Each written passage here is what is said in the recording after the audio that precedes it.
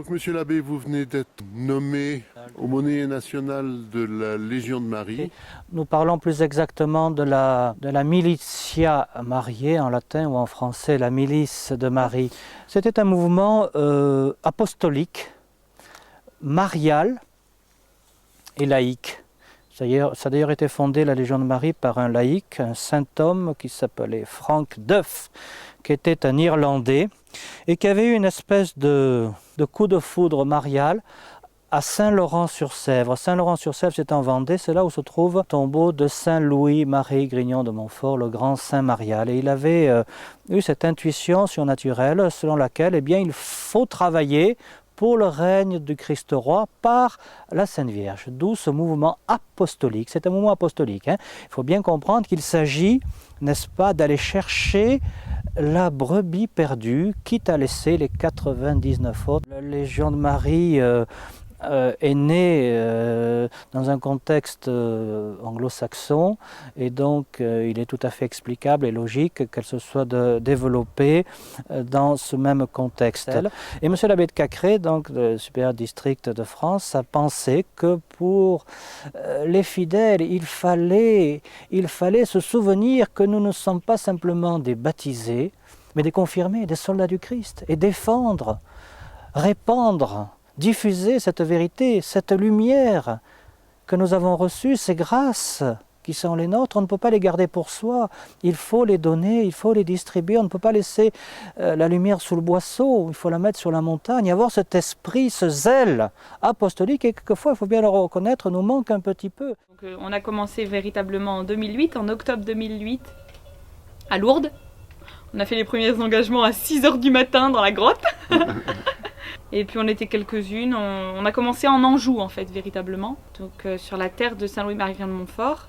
Donc ça a recommencé au même endroit en fait. Actuellement on a déjà une quinzaine de noyaux un peu partout en France. Donc, il y en a à Paris, Lille, Saint-Malo, Romagne, Poitiers, Strasbourg. C'est un peu partout. Ça s'organise en principe autour d'un prieuré. Un des prêtres du prieuré qui a la fonction d'aumônier du groupe qu'on appelle un présidium. La Légion de Marie était calquée sur la Légion romaine, d'où ces noms latins. Puis un président laïque, n'est-ce pas, puisque c'est un mouvement laïque. Et tous les 15 jours, vous avez une mission apostolique à accomplir. Vous avez un président, un aumônier, un secrétaire, un trésorier. Oui, ils se réunissent tous les 15 jours, mais avec tous les légionnaires de leur présidium. Le président et l'aumônier font une préparation. Ils choisissent les activités qui vont être proposées aux légionnaires. La réunion se passe comme ça. On a le chapelet récité en commun, au début. Donc chaque légionnaire doit faire un compte-rendu de ce qu'il a fait pendant les 15 jours. On lui a donné une mission. Comment ça s'est passé? Au début, à Paris, on avait commencé plus avec l'apostolat de rue. De mon côté, c'est vrai que c'était plus facile que le porte-à-porte parce qu'on s'est passé un petit peu, on connaissait moins les gens. Et on voit que les gens sont plus disponibles, plus ouverts, on va chez eux déjà. Bon, c'est vrai qu'il faut un peu dominer ses craintes, son respect humain, ce qu'on a beaucoup, je pense qu'on a tous un petit peu. Mais finalement, si on prend vraiment la Sainte Vierge avec nous, puis on pense aux âmes et c'est vrai qu'on découvre beaucoup de choses. Et puis si on a eu des refus, on a eu aussi quand même pas mal des personnes qui étaient intéressées. On leur propose une retraite. Ah oui, c'est vrai, j'y pensais depuis un moment. Alors ils sont intéressés. Bon, ces personnes, après, on va les revoir encore une deuxième fois, troisième fois, en espérant après les conduire au prêtre. Pour que la semence porte son fruit, il faut prier. D'où l'importance des âmes priantes qui ont droit au résultat de leur prière. On leur confie des intentions très concrètes et on leur dit ça a marché, ça va marcher, il faut insister, un chapelet, un rosaire de plus, que sais-je. L'âme de tout apostolat, ce qui fait fructifier la semence. On a deux sortes de manières de faire partie de la Légion.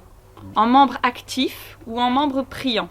Les membres priants sont chargés de prier pour l'apostolat des légionnaires actifs. Si vous voulez, ils doivent dire leur chapelet quotidien, ils doivent le dire aux intentions de la Légion de Marie. Ils ont ce qu'on appelle une tessera, c'est une feuille avec quelques prières dessus. Il n'y a pas énormément de choses.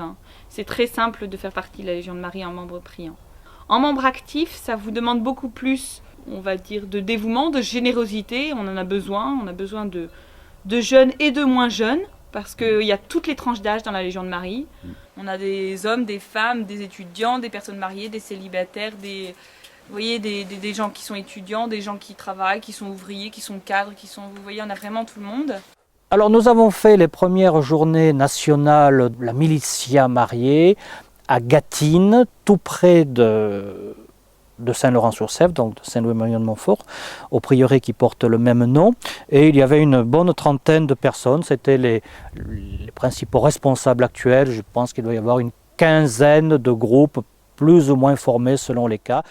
On a aussi toutes les visites à domicile, les visites aux personnes seules, l'apostolat de rue, donc du tractage, vous voyez, pour des informations. Toujours avec la Sainte Vierge, toujours. Ça c'est le gros point de la Légion de Marie, c'est l'Immaculée. L'apostolat est efficace dans la Légion de Marie si, et seulement si, on a une dévotion mariale vraiment bien ancrée. On peut donner que ça, on n'a rien d'autre à donner, vous voyez. Bon, il y a un bel exemple quand même qu'on a eu dernièrement à Paris. C'était le cas d'un couple musulman, mais le monsieur ne parlait pas français. Et au bout d'un moment, le monsieur arrive et il a dit « Hé, remontez, il y a ma femme qui parle bien le français ». Et la femme a présenté une statue de Sainte Rita. Et puis au bout en fait, une semaine après, ils avaient déjà été voir monsieur l'abbé Beauvais à Paris pour demander le baptême. On a eu l'occasion de leur faire suivre la messe. Et pendant la messe, c'était aussi intéressant parce qu'il y avait des membres priants qui étaient devant nous. Alors, on s'oublie un petit peu pour penser aux autres. C'est vrai qu'on souvent on se dit on a tout ce qu'il faut dans la tradition. Moi, en tout cas, de mon côté, j'étais habituée un peu à tout avoir. Oui. Et on se dit oh non, on doit quand même penser aux autres âmes. Oui. Puis en même temps, s'appuyer sur la Sainte Vierge. Là, vraiment, la fibre mariale, on l'a pas encore assez, quoi. Il faut la voir. C'est un mouvement laïque, mais soumis à l'autorité sacerdotale et destiné, j'allais dire, à l'autorité de l'Église par la vie sacramentelle. L'idéal, ce serait que partout en France, chaque catholique, si vous voulez, se mette au travail, vous voyez, donne ce qu'il a reçu, parce que ça, on aura un devoir là-haut. Quand on arrivera là-haut, hein, ça va pas rigoler. Hein. Et il faut vraiment qu'on ait des membres, vous voyez, qui prennent conscience qu'on n'est pas dans notre petite bulle de tradis. Hein. Il faut donner, il n'y a rien à faire, il faut donner. Et le meilleur mode de don, c'est passer par Marie. Là, ça multiplie, la croissance, c'est beaucoup plus efficace. Tous ceux qui veulent faire partie de la Légion de Marie, ils n'ont qu'à s'adresser à notre aumônier général, monsieur l'abbé Lagneau. Ce n'est pas un mouvement de laïcs, si vous voulez, indépendant qui fait ce qu'il entend. Hein. On est en lien très très étroit avec le prêtre. On commence modestement. Nous, la première année, on avait fait une réunion par mois. On a accéléré un peu la cadence. On a mis une réunion tous les 15 jours. C'est pas le nombre qui compte dans la Légion de Marie. On peut commencer à 3-4, hein, vous voyez. Hein. Il faut seulement vraiment être motivé et vraiment faire ça dans un esprit surnaturel. À Mantes-la-Jolie, ils nous ont fait un travail absolument extraordinaire. Enfin, la Sainte Vierge, elle est vraiment super. Ils ont visité de décembre à mars 591 foyers. Et ils suivent actuellement 84. Donc, c'est-à-dire 84 maisons ou appartements dont les personnes veulent soit mettre leurs enfants en catéchisme, soit se poser des questions sur la foi, soit au moins ils acceptent la venue du légionnaire. Voilà.